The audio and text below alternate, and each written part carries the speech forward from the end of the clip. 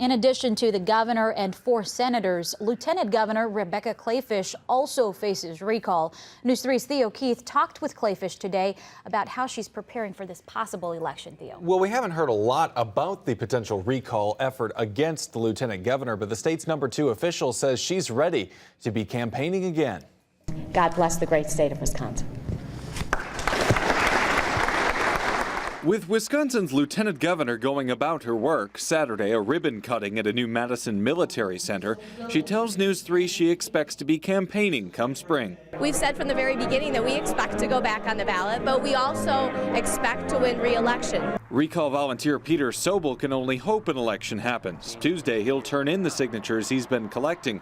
Recall organizers haven't released numbers against Kleefisch and have been quiet for weeks about the tally for Walker. I mean, we have no idea how close we are to getting the number of signatures that we need.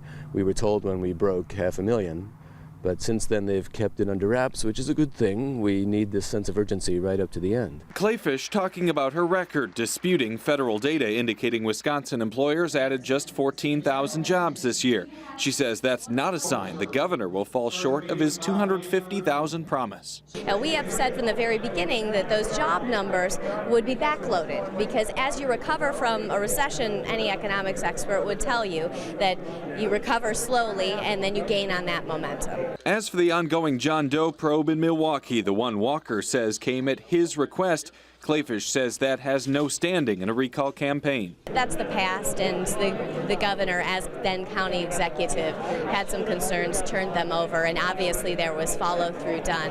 And so I don't really think it has a lot to do with what we're going through right now. But out on the street, Sobel's focus is not on Kleefisch, but Walker. We have to hope that several of the people who have quietly expressed interest in running against Walker will step forward. We certainly have to hope that the legislature doesn't stay Republican after the next election. Otherwise, he's going to turn the state into a smoking pile of rubble. It appears recall organizers, Democrats, unions, and the group United Wisconsin have asked their volunteers to turn in their signatures this week.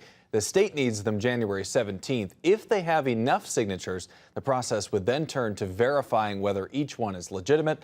We're going to have more on that part of the story tomorrow on News 3 at 10. Gotcha. Looking forward to that. Thanks, Theo.